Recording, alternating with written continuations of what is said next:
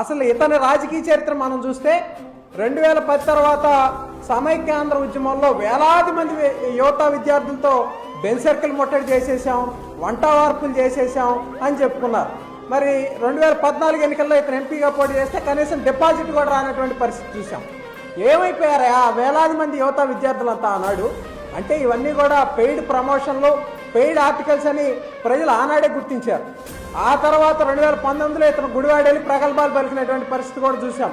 అక్కడికి వెళ్ళి కార్యకర్తలకు 24 గంటలు అందుబాటులో ఉంటా, నా సెల్ ఫోన్ నెంబర్ రాసుకోండి అని చెప్పి మాట్లాడినటువంటి వ్యక్తి అక్కడ ఘోర పరాభవం తర్వాత మరి 24 గంటల్లోనే తోక ముడుచుకుని బెజవాడ పారిపోయించినటువంటి పరిస్థితి.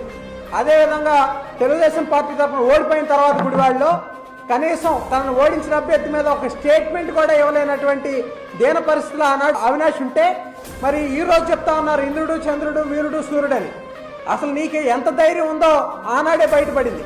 ప్రతిపక్ష పార్టీలో ఆనాడు పోరాడలేక అధికార పార్టీ చంకనాకి ఆ రోజు వైఎస్ఆర్ కాంగ్రెస్ పార్టీలో చేరాం.